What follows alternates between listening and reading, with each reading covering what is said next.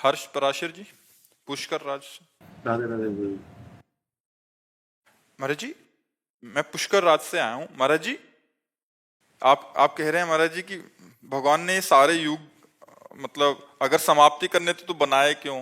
खेल खेल क्यों रचा ऐसा? मतलब अगर भगवान ने क्यों रचा, ये नहीं, ये प्रश्न नहीं किया जा सकता। इसका उत्तर भगवान देंगे। हम तो उनके भक्त हैं, हम तो उनके दास हैं। भगवान से प्रश्न करो कि आपने क्यों रचा। गुरु जी, जब मृत्यु ही मतलब सब कुछ अंत करना है भगवान को, अंत नहीं कर, किसी का अंत नहीं है। खेल है, परिवर्तन है। आप बताओ अंत क्या है? जैसे सभी लोग बोलते हैं कि अपना कलयुग का अंत हो जाएगा, सृष्टि का विनाश हो जाएगा, सब कुछ हो जाएगा। हमारी बात सुनो, 3 लीलाएं हैं भगवान की, वो हर क्षण होती रहती है। ये सेकंड है, इस सेकंड में लाखों लोग पैदा हो गए, लाखों लोग मर गए, लाखों लोग आनंदित हैं, लाखों लोग दुखी हैं। पूरी सृष्टि में भगवान ने 3 लीलाएं की। ब्रह्मा रूप से सृजन करना, विष्णु रूप से पालन करना और शिव रूप से संहार करना। वही भगवान ब्रह्मा है, वही भगवान हरि है, वही भगवान हर है, कोई अंतर तो नहीं। और वही चराचर जीव बने हुए हैं, कोई और थोड़ी है। वो अपने आप से अपने आप का सृजन करते हैं, अपने आप से अपने आप का पालन करते हैं और अपने आप से अपने आप का संहार कर देते हैं। आपको इसलिए प्रश्न उठा कि आप देहाभिमानी जीव हो। आप इस समय देह भाव से बोल रहे हो, देह भाव से बोल रहे हो, क्योंकि देह भाव ही है। अभी परमात्मा भाव में तो आए नहीं हो, इसलिए आपको बड़ा भयावह लग रहा है। भगवान ने ऐसा किया क्यों, भगवान ने ऐसा रचा ही क्यों? जब विनाश ही करना था तो रचना क्यों था? नहीं, उनका खेल है। जैसे बच्चे जो है ना घरौंदा बनाते हैं, बिगाड़ देते हैं, उनसे पूछो क्यों, ऐसा क्यों किया? उनका खेल है, उनके पास क्यों का उत्तर थोड़ी। गांव में जैसे बैलगाड़ी जा रही तो बच्चे बैठ गए और आधा किलोमीटर दूर गए, फिर उतर के वहां से पैदल आ रहे उनसे पूछो क्यों, तो उनके पास उत्तर है क्या? खेल है उनका। ऐसे ही भगवान का एक मायामय ये खेल है। एको हम बहुश्यामा, एको हम, मैं एक बहुत रूपों में हो जाऊं। तो वही भगवान बहुत रूपों में होकर अपने आप से अपने आप का पालन करते हैं, अपने आप से अपने आप का संहार करते हैं।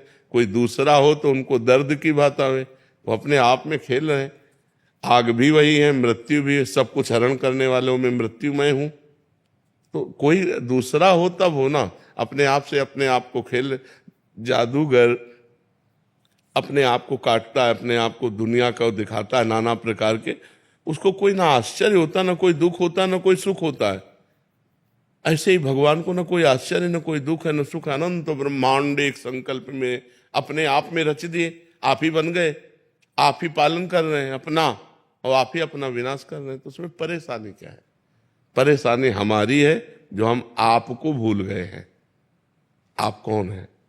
तो आप शरीर को लेकर के बोलेंगे मैं अमुक हूं, मेरा नाम यह है, वो नहीं है। तो इस ढांचे का परिचय दे रहे हैं आप अपना परिचय बताइए, तो आप अपने को जान पाए कि आप कौन है।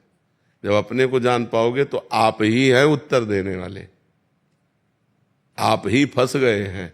अगर आप इससे मुक्त हो जाओ तो कहा गया ब्रह्मविद ब्रह्मवि भवति, जो ब्रह्म को जान लेता है वो ब्रह्ममय हो जाए। जानत तुम्हें हो जाए। क्यों तुम्हें हो जाए? क्योंकि वही है ही है, एको हम बहुश्यामा, वही परमात्मा है। फिर कोई प्रश्न है? और विनाश किसी का नहीं होता, रूप परिवर्तन होता है। जैसे शरीर जला दिया गया तो अग्नि तत्व में, वायु तत्व वायु तत्व में, जल तत्व जल में, पृथ्वी तत्व, आकाश आकाश तत्व में। जीवात्मा अविनाशी है, वो अपने कर्मानुसार मन को लेकर दूसरे शरीर में चला गया। मृत्यु किसकी? किसी की नहीं। जब विनाश पूरा होता है तो पूरी सृष्टि 100 वर्ष सूखा पड़ता है, भयंकर, फिर 100 वर्ष अग्नि, फिर भयंकर जल, 100 वर्ष तक जल। फिर इसके बाद जब प्रबल ताप बढ़ी, कोई सृष्टि में नहीं रहेगा, तो जल तत्व वायु तत्व में, वायु तत्व अग्नि तत्व में, आकाश तत्व में, ऐसे क्रम से होते हुए आकाश तत्व महातत्व में, महातत्व अहंकार में, ऐसे मूल प्रकृति तक पहुंचकर मूल प्रकृति ब्रह्म में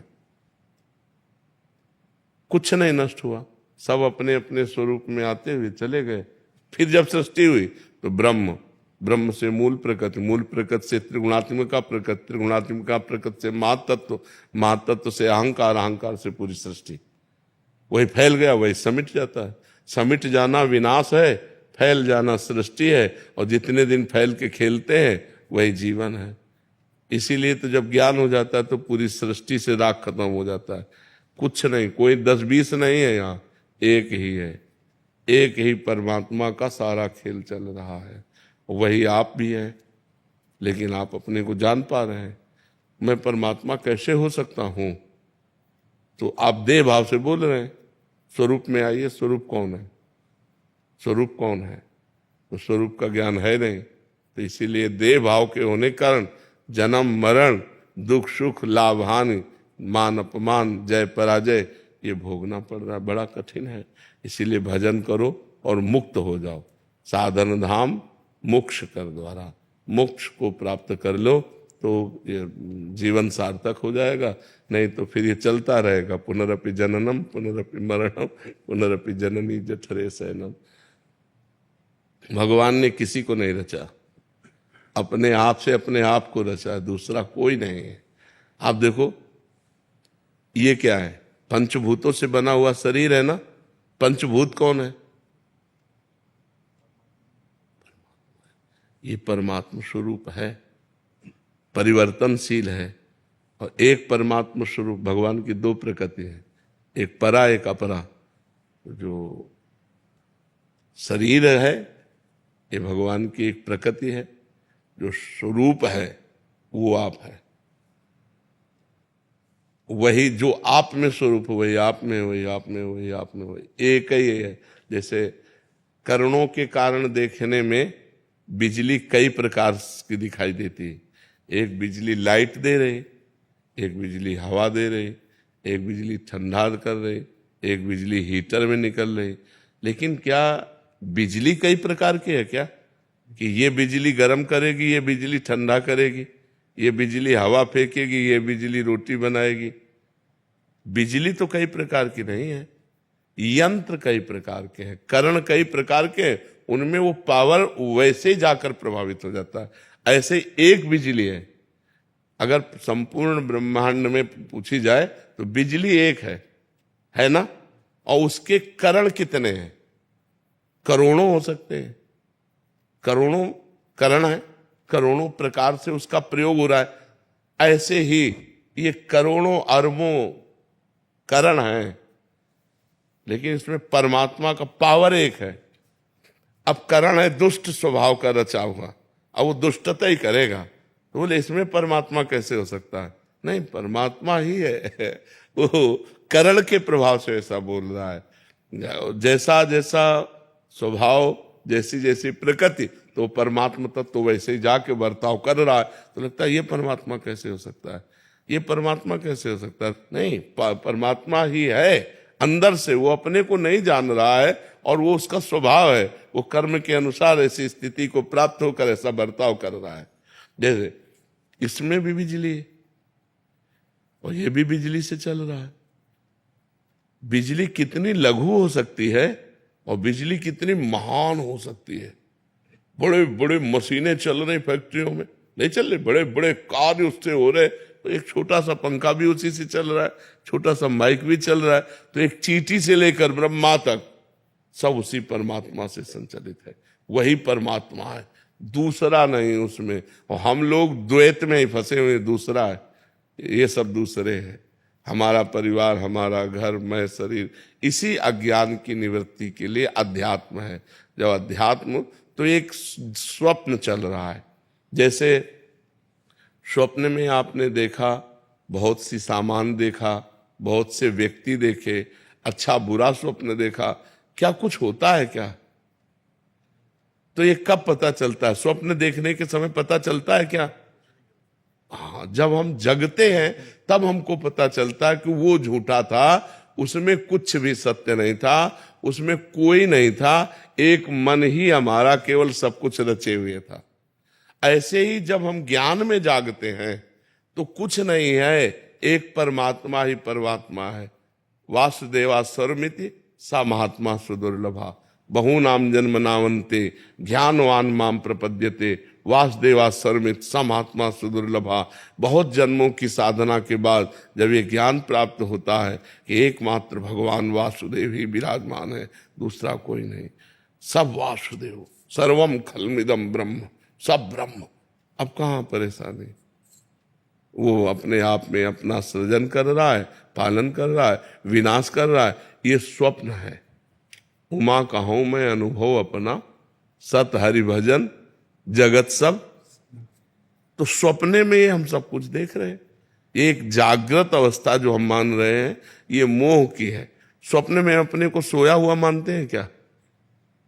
उसमें जागते हुए तो होते हैं, लेकिन क्या जागते हैं क्या?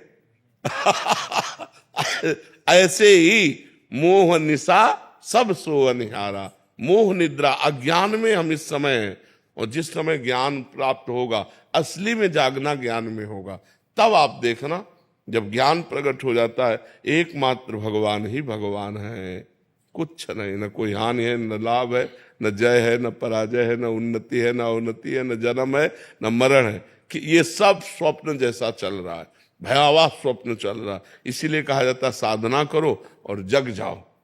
जग गए तो जे ही जाने जग जाए हेराई, जागे जथा स्वप्न भ्रम जाए। जिस परमात्म तत्व को जानने के बाद ये संसार संसार नहीं रहता, ये परमात्म स्वरूप हो जाता है, सब भय भ्रम खत्म हो जाता है। समझ पा रहे बच्चा?